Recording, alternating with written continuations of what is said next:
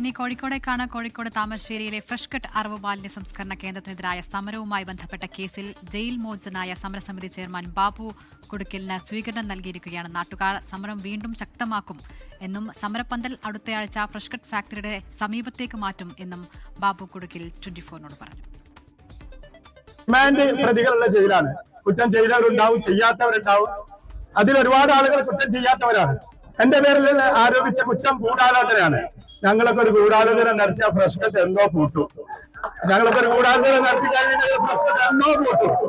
ജനാധിപത്യ രീതിയിലുള്ള സമരമാണ് ഞങ്ങൾ ചെയ്തത്. ഇനിയും ജനാധിപത്യ രീതിയിലുള്ള സമരം മൂന്നാം ഘട്ടമായി തുടർന്നുകൊണ്ട് എത്രയും പെട്ടെന്ന് ആ മാലിന്യ കമ്പനി അവിടെ എടുത്തു മാറ്റുന്നതുവരെ ഞങ്ങളെ സമരമായിട്ട് മുന്നോട്ട് പോകും. വിവരങ്ങളുമായി കോഴിക്കോട് നിന്ന് ദിലിഷ തിലകനാണ് ചേരുന്നത്. Dilisha, good evening. ഇപ്പോൾ സമരം ഊർജിതമായി തുടരും, അതും ഫ്രഷ് കട്ടിനോട് കൂടുതൽ അടുത്ത് നിന്നുകൊണ്ട് സമരം ചെയ്യാനാണ് ഈ മൂന്നാം ഘട്ടത്തിൽ ശ്രമിക്കുന്നതെന്ന് തന്നെയല്ലേ വ്യക്തമാക്കുന്നത്? തീർച്ചയായിട്ടും ക്രിസ്റ്റീന, ദിൽന, ഏകദേശം ഒക്ടോബർ 21-നാണ് നമ്മൾ വലിയ രീതിയിലുള്ള സംഘർഷം കോഴിക്കോട് താമരശ്ശേരിയിൽ ഈ ഫ്രഷ് കട്ടിന് മുമ്പിൽ കണ്ടതാണ്. ഈ ദുർഗന്ധം വമിക്കുന്നതായിട്ടും അതുപോലെ പുഴയിലേക്ക് മാലിന്യം ഒഴുക്കുന്നതുമെല്ലാം ആരോപിച്ചിട്ടാണ് നാട്ടുകാരും സമരസമിതി നേതാക്കളും അടക്കം വലിയ രീതിയിലുള്ള പ്രതിഷേധവുമായിട്ട് ഫ്രഷ് കട്ടിന് മുന്നിലേക്ക് എത്തുന്നത്. ആ സമരം സമാധാനപരമായി തുടർന്നിരുന്ന സമരം വലിയ രീതിയിലുള്ള സംഘർഷത്തിലേക്ക് വഴിമാറുകയായിരുന്നു. ഈ സമരക്കാർ ഫ്രഷ് കട്ട് ഫാക്ടറിക്ക് തീ വെക്കുന്നു, നിരവധി പോലീസുകാർക്കും സമരക്കാർക്കും പരിക്കേൽക്കുന്നു. അങ്ങനെ വലിയ രീതിയിലുള്ള സംഘർഷത്തിലേക്ക് അത് വഴിമാറി നിരവധി പേരെ അറസ്റ്റ് ചെയ്തു. അതിലിപ്പോൾ സമരസമിതി ചെയർമാനായിട്ടുള്ള ബാബു കുടുക്കിൽ ഇപ്പോഴാണ് അദ്ദേഹം ജയിൽ മോചിതനായിരിക്കുന്നത്. ഏകദേശം 1.5 മാസത്തിന് ശേഷമാണ് ബാബു കുടുക്കിൽ ജയിൽ മോചിതനായിരിക്കുന്നത്. ഈ കേസിൽ അദ്ദേഹമാണ് ഇപ്പോൾ പ്രതികരിച്ചത്.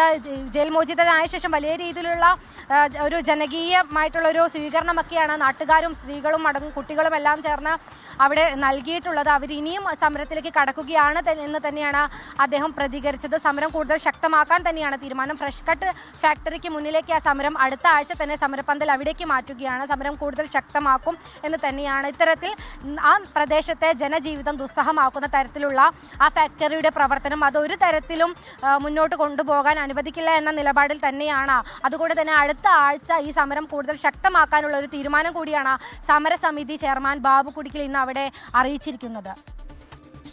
ശരി ദിലിഷ, എന്തായാലും സമരത്തിനൊപ്പമാണ് ജനങ്ങൾ ഇന്ന് മനസ്സിലാക്കുന്നത്. അന്ന് മനസ്സിലാക്കി തരുന്ന രീതിയിലാണ് ഇന്ന് അദ്ദേഹത്തിനൊരു സ്വീകരണമൊക്കെ അവർ നൽകിയത്.